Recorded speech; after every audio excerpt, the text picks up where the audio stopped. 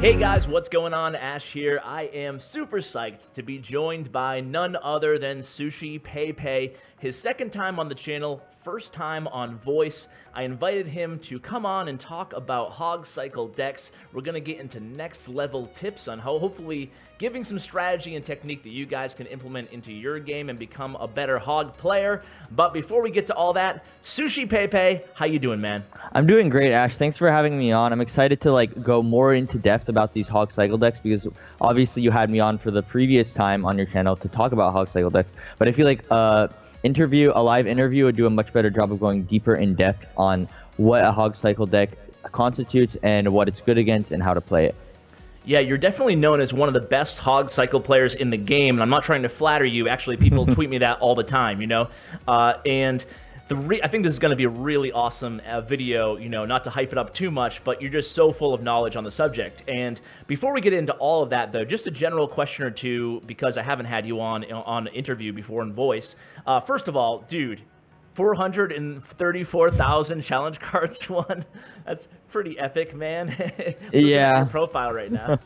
Yeah, so with challenge cards, so what kind of happened is when challenges came out, I was actually a level 8, if not just hitting level 9 as on my account. So when those challenges came out, I was like, this is my opportunity, you know, like to get into the competitive scene of this game to actually compete with more of the top players. So what I did is when these challenges first came out, because my schedule permitted me to play a lot, so I just went hard on those challenges, you know what I'm saying? And now the longer these challenges have been in place, the more and more better players are starting to play them. So now over time it's becoming slightly more difficult to play consistent challenges, but I still think it's definitely possible.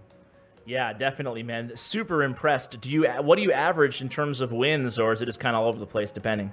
Well, it depends on the deck I'm playing, obviously. If I were to play a Hog Cycle deck, I would say the 12 win rate would be anywhere from 70 to 80% roughly. With other decks, it would be slightly lower, obviously, because I'm doing a lot of experimentation. So it would be around more like on realistically 30 to 40% with experimental decks.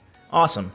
Okay, well, let's actually get into a Hog Cycle. I mean, I'm pretty sure almost everybody listening in knows what a Hog Cycle deck is, but can you just give us a brief overview, maybe for folks who don't know what it is, or for people to kind of, you know, just get an idea of its strengths and maybe its weaknesses?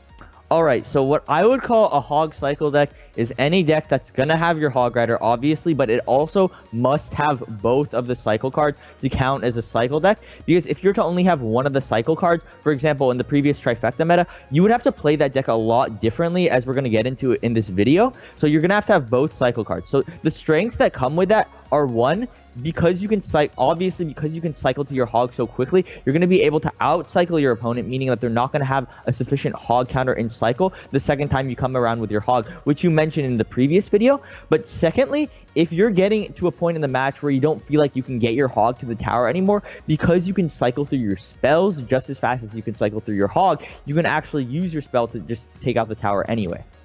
So that's what I would call like the strengths and weaknesses, the strengths of the Hog Cycle deck at least.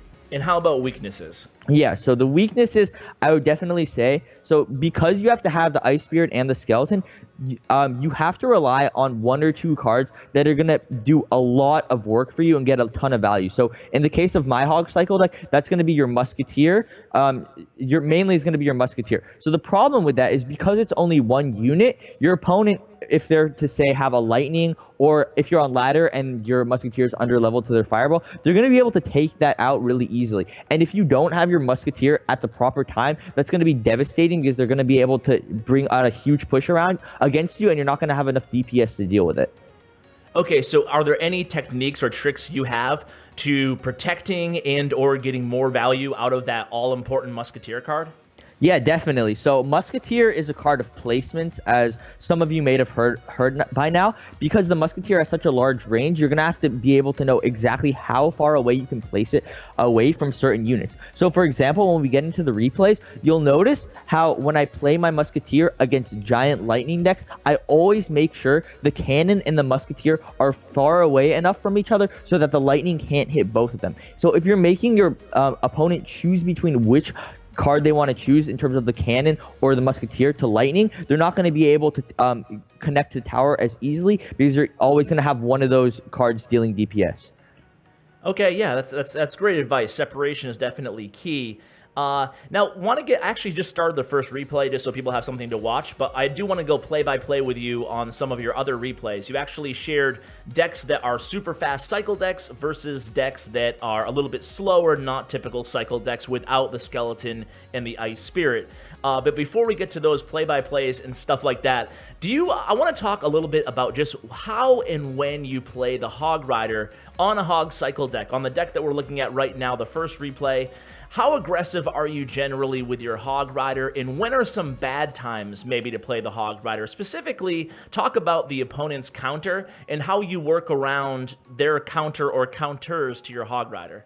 Yeah, okay. So going into the first replay that you're watching right now. So if you're looking at the opponent's hog counter, one of them I would call the Skarmy. Definitely, if you don't have your login cycle, that's going to kill the hog very easily. And the mortar can actually act as a hog counter as well. If they place it closer to the bridge, they can get double value there. So what I would say is, in terms of when you play your hog, in the beginning of the match, you alluded to this in the previous video that I had on your channel. You always want to start with this deck very aggressively, and the reason why I say that is because your pushes aren't taking that much elixir, so you're never going to fall so behind in the beginning of the match that you're just not going to be able to come back. So I always think it's worth it, if you don't know your opponent's deck, to play the hog in the beginning very aggressively to hopefully get a lot of damage out in the beginning. So after the beginning, once again, your opponent may get a lot of their hog cycles in line with your hog, so it's going to be harder to connect with the tower. So in that situation, like Ash was saying, it's very important that you keep in mind what counters to the hog your opponent has in cycle and what cards you have to deal with your opponent's hog counters. For example, in the replay that we're watching right now, the opponent has the Skarmy. So if I know that I'm going to push with the hog, and I know he has the Skarmy in cycle, that means that I need to make sure I have my login cycle so I can deal with that easily, so they don't get a huge positive elixir trade on me. So just keeping in mind how you're going to deal with your opponent's hog cycle counters, or getting them off cycle with their counters, is key in the hog cycle deck. Excellent. And when you look at your deck, if you think about it, really, besides the Musketeer, and maybe even the Musketeer, and the Cannon, I guess, but every card can be comboed with the Hog to try to prevent whatever the opponent's counter is. Like you said, the Log can be against Skarmy, you can play Predictive Fireballs against a Cannon or whatnot, and you can even combo it with the Ice Golem to take out, swarm units and stuff like that as well. So is there a favorite? Is the Ice Golem your favorite combo just as a straight-up bridge push with the Hog? Yeah, definitely. So almost every time you'll see me at least dropping a Hog Rider is going to be in conjunction with an Ice Golem. And once again, I know the Ice Golem got nerfed in the previous balance changes, but that doesn't mean it's not a valuable card. Keep in mind, this card is still a 2 elixir card, which I feel like a lot of people forgot about when the Ice Golem got nerfed. So it still provides a tremendous amount of value compared to all the other cards you can combo the Hog Rider with in the deck. Because, for example, if you do a Hog Rider Musketeer push, let's say they have a Bowler or something, or even a Skarmy, that can just completely shut it down. But with the Ice Golem, that limits your opponent's methods of taking out your Hog Rider, because they're going to have to address the Ice Golem's interaction with their hog counter as well as the Hog Rider itself. So for example, if you play an Ice Golem hog push and they know they only have a Skarmy to deal with it, that's going to be really bad for them, because the Ice Golem is actually going to kill a lot of the Skarmy. Okay, yeah. So are you ever comboing the Ice Spirit in the regular skeleton with the Hog, or do you ever send the Hog in solo? I mean, yeah, there's definitely going to be situations where I don't play the Hog with anything else. So for example, if I just defended against a giant push, for example, and I needed my Ice Golem preventing their support troops from locking onto my tower, obviously I'm not going to have my Ice Golem in cycle. But if I recognize that my opponent doesn't have a Hog Rider's counter in their cycle either, I'll just go with the Hog anyway, because in that situation, the Ice Golem is not going to be necessary. Okay. And what about playing the Hog in a non-Hog cycle deck? So let's pretend you have it with, whether it's a classic like giant Hog deck, like the Jason deck, or if it's something a little bit more traditional like a Hog and a Barbarian Hut deck or something. Is there a different way, or even a Hog Freeze deck? Is there a different mentality that you're using when you're playing your Hog in those type of decks versus a faster cycle deck?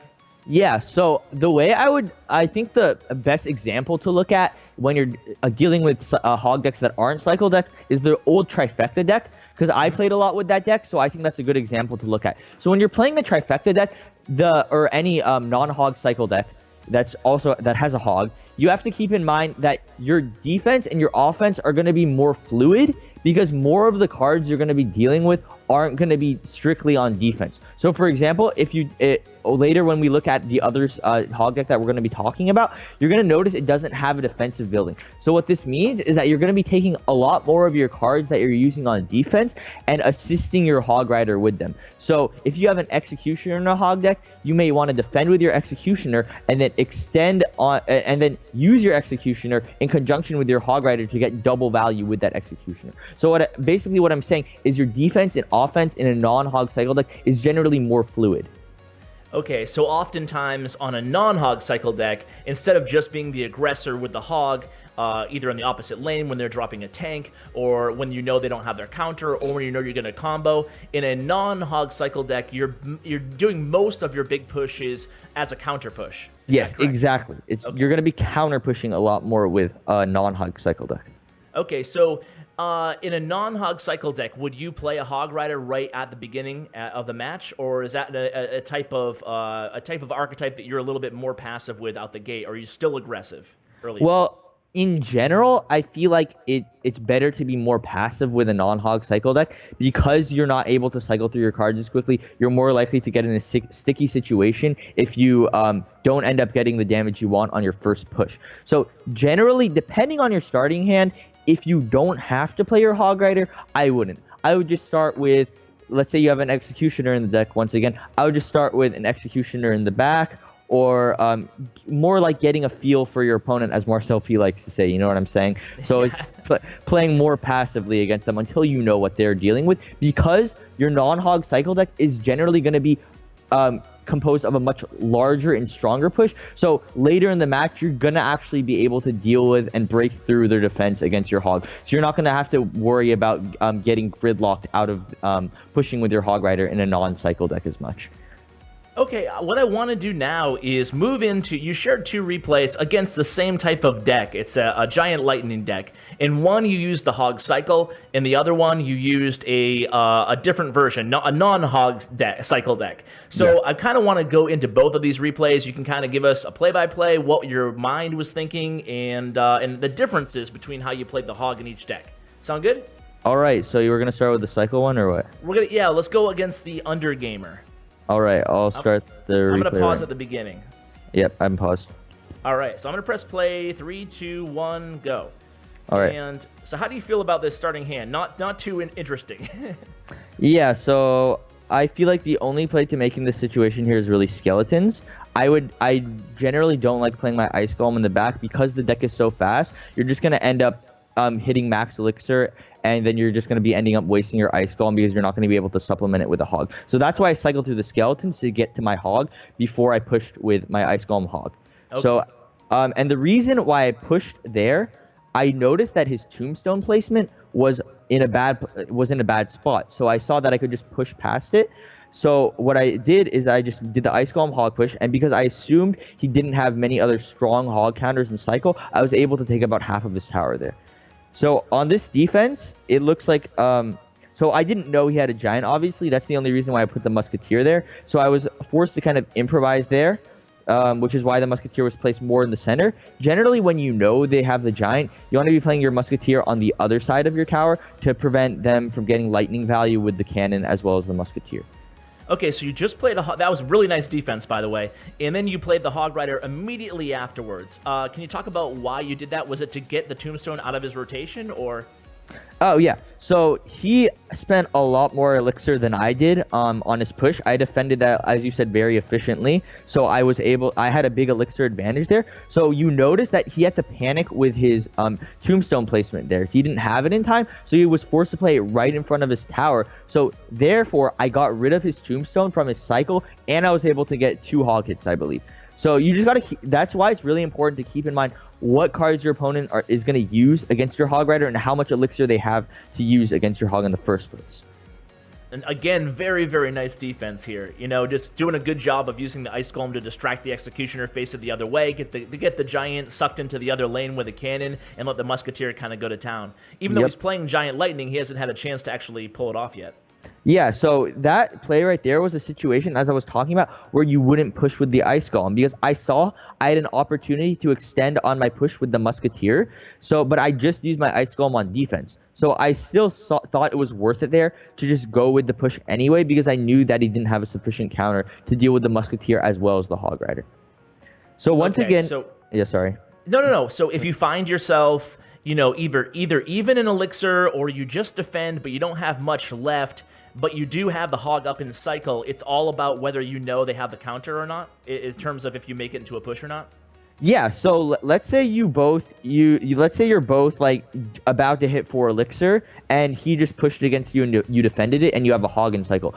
I personally, if you don't have an Elixir surplus, I wouldn't be going that aggressive with the Hog Rider, because if he has his Tombstone in cycle or anything in that matter to deal with your Hog, you're going to be even more down on Elixir. So because they're going to be making a +1 Elixir trade if they have their Tombstone in cycle in that situation. Mm-hmm. So here comes Executioner again. At this point, you know you have him. At this point, you know you just can cycle Fireball, but you're still playing smart, good defense first, which is good.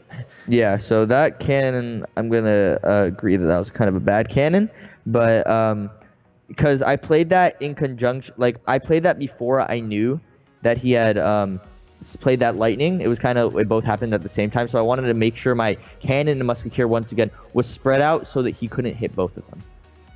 Perfect. And that's that replay. Yep. Yeah. So good spacing there again when you know he had Lightning, and you were pretty I mean, looking back on it, you were pretty aggressive with the Hog Rider that whole match, you know? I mean, pretty much every time you had it in your hand, you used it in one form or another. Yeah, so the reason for that being, if you're to look at his deck once again, so honestly, his biggest Hog counter, really, he didn't have that many. It was just his Tombstone, really. And, I mean, Knight and Mega Minion and Execution are decent against Hog, but they're not, like, what I would call, like, hard counters to a Hog Rider. So because I knew that I didn't have to, like, look out for too many Hog counters, I was able to just go ham on the Hog Rider, pun intended, throughout that entire match to take him out bit by bit there. Sweet. So, yeah. Okay, so let's go ahead and compare that to a match where you're playing the other deck against a Giant Lightning deck. I think yeah, okay, sweet. Yep. So we're looking at the deck right now that you're going to be using. This one's different. It has Executioner, it has Tornado, you have Lightning yourself. It's kind of reminiscent of the old Hog Lightning deck, but you add in the Tornado Executioner combo. So why don't you, well, I'm going to go ahead and press play on this one. All right. Against Ombre. All right. Yep. Okay. Or is it? Yeah. Wait. We might be looking at the wrong replay. Okay. Let me double check. Ombre. Do you want the? I was looking at the serious one. Okay. Let's do serious. Yeah. All right. I paused it at the beginning here, so whenever you're ready, man. Yep. I'm ready. We can start in 3, 2, 1, go. Okay, cool. Okay, so starting hand this time a little bit better. What are you thinking? I'm thinking if I was to follow up on my advice here, I believe I play an Executioner in the back. Yep, so I think that's what happens there. And he played Minion, so I just play my Executioner. Perfect. Get +3 Elixir right there. Easy first start. So as you see, like I started passively, right? I had the Hog, but I didn't just immediately go with it because I had a slower deck. So he actually got... he defended that pretty well because he caught my Ice Golem with his Lightning there. But see, I did force a bad Furnace out of him. So if you take a look here, I'm actually up a lot of Elixir because of that. Yeah. So we're gonna keep playing passively with the minions. So yeah. So yeah, it's a tricky situation because you're up Elixir. You kind of want to take advantage of that and cash it in, but at the same time, you just don't have like your win condition all set up at this point. So just trying to get any value you can, I guess. Yeah, so that's why, like, you know, I just kept trying to cycle. I got some value on the right side there because I put the Ice Spear in front of those minions. He chose to ignore it. So, yeah, just little things like that can help you capitalize. And this was actually pretty bad. We actually ended up tower trading here, and I thought I was going to lose because I don't have anything to do with that, you know what I'm saying? Yeah. And he has a much more formidable push than I do. going down the lane. So I was like, oh, I'm gonna get 3 crown right now. So what ends up happening is, see, you really don't want to panic here and play your minions, because then the executioner would just kill your minions, and you would have just gotten 3 crown. So what I did is I waited for my executioner and just ended up taking that tower damage because I had no other option. But now at least I have that executioner on the map. You know what I'm saying? Mm-hmm. So at this point, where are you? You're definitely going to be going for his left tower at this point. I think I end up going for the left tower. At first, I think I tried to do a push for the 3 crown here. No, I just end up playing the lightning. See, that was a bad lightning because the executioner had already locked onto the furnace, and now I spent 6 elixir and he still has an executioner going down the lane. So at this point, I was like, well, if I don't push right now, he's gonna play a giant in front of that executioner, and I'm not gonna be able to deal with it. So that's why I went aggressive there, so he wouldn't be able to back up that push. And now, because I stalled his giant, when he played it just now, I had the right counters to it. So the situation ended up working in my favor there. Yeah, very good defense. The defense through offense. So can you talk a little bit more about when you want to do that? When you want to send your Hog Rider essentially to his death just to try to prevent them from getting a big push on you? Yeah, so let's go back to the situation where like I said, I played a bad lightning. So because I played that lightning, now he had that executioner going down the lane and he had elixir on me. So I had to push the other lane to split up his cards down both lanes, because if I didn't do that, he would have played that prince that he played against my hog with his executioner, and he would have played a giant in front of that, and I just wouldn't, because that push would just be too big for me to deal with. So it all comes down to understanding your opponent's deck essentially and what you can handle. Yeah, exactly. Like, because the executioner, it has a decent amount of DPS, but not enough to deal with such a large push like that. So you always want to make sure you don't allow the opponent to build up such a huge push like that, especially in these types of decks, because usually you're not going to be able to deal with it. Okay, so using your hog on offense is definitely, in both decks, I'd assume, is definitely a way to kind of mitigate defensive pressure as well.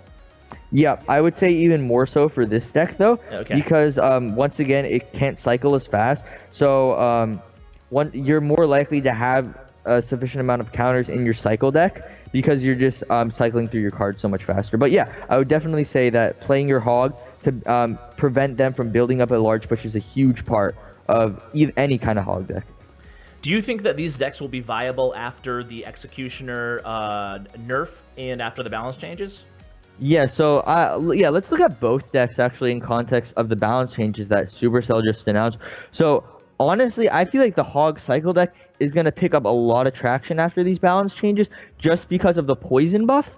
So if we're talking about this deck in terms of versatility, the biggest, I would say, Achilles heel to this kind of deck, this Hog Cycle deck, is going to be your graveyard decks, which are still pretty common throughout Grand Challenges.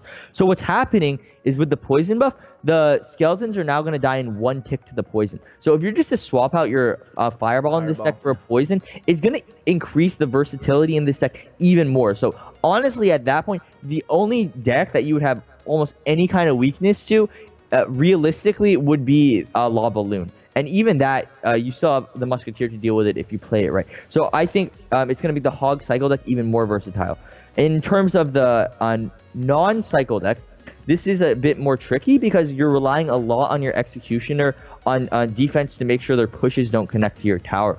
So what I would say here is that this deck, honestly, you might want to, obviously it's going to take some experimentation when such an important card in your deck is getting nerfed. But honestly, I would even say the Baby Dragon would actually be a fairly good card to run in a hog deck once it gets buffed, and especially in conjunction with the Tornado, because that extra half a tile range it's getting is more significant than you might actually think. So it might be a great option in dealing with large pushes if you pair it with the Tornado. Nice, good advice there, and I really do feel like, I mean, I'm sure you probably agree. I'm talking to a hog lover. But I feel like the Hog Rider is like one win condition that has stood the test of time. I mean, in the very beginning of the game, it was widely used, and it's still kind of widely used. So do you agree with that? I mean, obviously, you're a big Hog fan. Oh, yeah, definitely. I feel like when I talk to, other top players about what they think is in the meta and what's out of the meta, a lot of them are going to tell you that Hog is in a very good win condition right now. And That they mainly say that because they're always playing at the top of ladder, and the top of ladder honestly is a completely different game than most of the rest of ladder, and especially in challenges. So I would say Hog, since the start of the game, has been a viable win condition. Almost any other win condition that you look at throughout the course of Clash Royale has fallen out of the meta at least at some point, and I think Hog, like you said, has stood the test of time. So yeah, I definitely think Hog is still a viable win condition, even at the top of ladder if you know how to play with it. So I feel like that's one reason why Hog is such an important deck to learn, because you're covering your bases almost all the time. You're never gonna like, for example, learn a minor poison deck and it's just gonna fall out of meta, and you're gonna be like, well, what do I play now? You know what I'm saying? Yeah. Yeah, it's definitely one of the benefits to learning a Hog deck.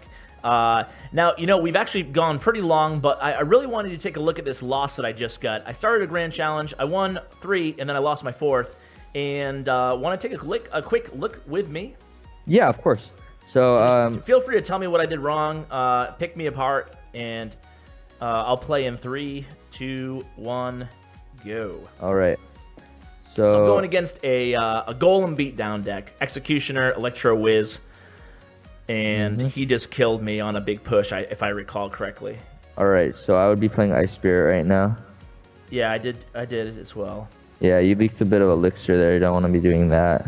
But yeah, that was the correct play, I would say. So should I have fireballed here? This is something I didn't do. I didn't fireball. I think you should. No, I don't think you should have fireballed there. I think you played that well. What I would do now is, now that you have so much Elixir, see, I would have played a fireball on that pump right there to make sure you couldn't build up that big push that you were talking about. And then see, like, I think that cannon might have actually been what lost you the game, because we're early on still, Sushi. We're early. Yeah, I mean, if this is what takes your tower, then that's probably it. Because like I said, in a cycle deck, you're relying on those cards like the cannon and musketeer to do your damage. So because you ended up kind of wasting that cannon there, you kind of just let this entire push build up, and all those cards just mixed together into one really big push that wasn't dealt with adequately. So yeah, definitely, I think you should have just because you had that musketeer down already, you could have just played skeletons around that Ewiz, and it wouldn't have gotten any damage. And then you could have played like a 4-3 cannon and just completely shut down the golem push. Yeah, definitely bad defense now, especially looking back. This is why I always tell people too, and all the pros that come on are like, dude, watch your replays if you want to get better, because you identify things like this, and then hopefully you don't make the same mistake twice. Yeah, like especially watching your losses, I would say, is a lot more beneficial than watching your wins, because that's usually where you're making like your major mistakes. You know what I'm saying? So I haven't lost things yet at this point. Yeah, you actually came back from this. Yeah. But now it's getting to the point where I'm not feeling too happy though. Going into double elixir against this deck, and not that big of a fan.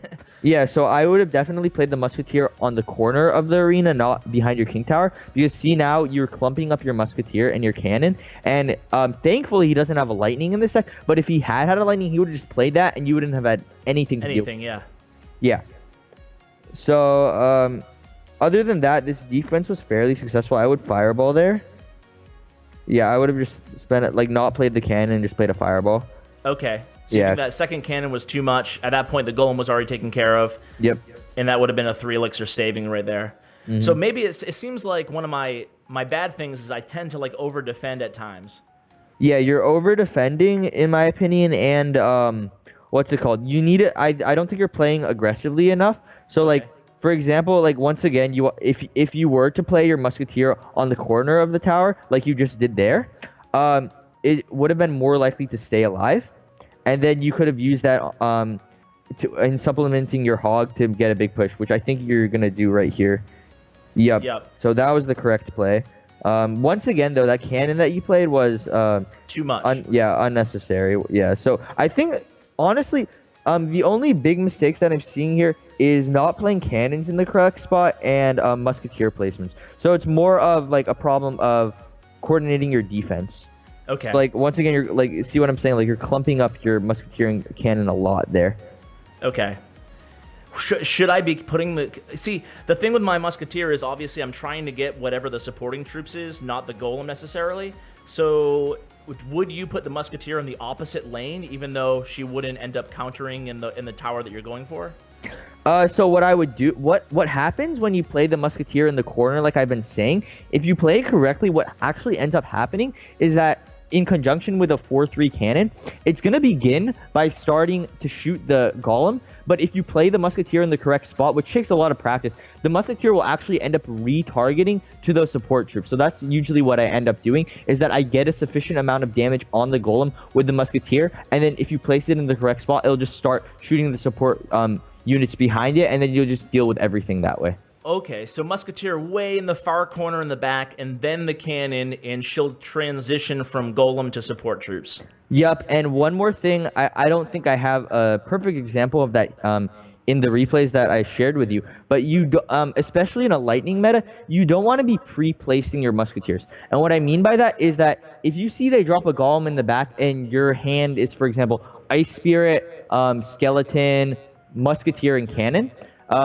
you don't want to just play your Musketeer in the back and into the same lane as the Golem, because what will end up happening is that no matter what, if you're pre-placing your Musketeer, even if you play a 4-3 cannon, they're going to be able to lightning both the cannon and the Musketeer. So you really don't want to be doing that. What you want to do is you want to be cycling through your cards to make sure you play your cannon first once the Golem or the Giant or whatever gets to your tower, and then you want to play your Musketeer in the correct position in a way that the Musketeer doesn't walk into range of into the range of a lightning spell. So that might sound kind of confusing, but once again, it's all in the placement of your Musketeer. Just don't be placing your Musketeer prematurely is basically what I'm saying. Spacing, yeah. Okay. Well, dude, great advice. I hope that, I feel like I've learned a lot from you, so thank you for coming on. And any shout-outs or anything like that? Anything that we should know about coming up in the life of SushiPayPay?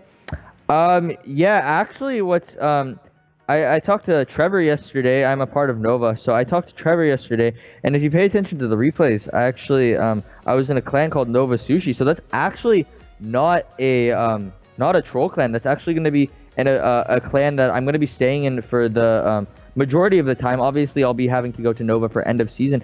But yeah, this clan is just starting up. It was made yesterday. So for now, I'm actually going to be accepting like anyone who wants to join. So if you guys are interested in joining the clan that I'm going to be staying in a majority of the time, you're welcome to do so. So yeah, that's all I have to say. We'll fill that up in a second. Yeah. Thank you so much. Nah, that's cool, man. Yeah. So are you running the show over there, or are you going to be giving lessons? Yeah, I'll just be pointers. I'll be trying to help people out who, like, you can share a replay with me. I'll if I'm online and I have time, once again, I'll look through your replay. I'll give you some advice, just, you know, as long as you're not annoying about it. Sure. But yeah. Nice, man. Well, that's nice of you, and that's a cool opportunity for you guys maybe out there looking for a more active clan or something like that. Go join and learn from the best, SushiPayPay. Where can we find you? What's your Twitter? My Twitter is just the same as my in-game name. It's at SushiPayPay, so you can follow me there. And yeah, that's about it, honestly. Awesome, man. Well, thanks again for coming on, and gotta have you back soon, man. Your wealth of knowledge, and it's always a pleasure. Yeah, thank you for having me. No problem, man. All right, guys, that was SushiPayPay. Thanks so much for watching, and as always, take care, guys.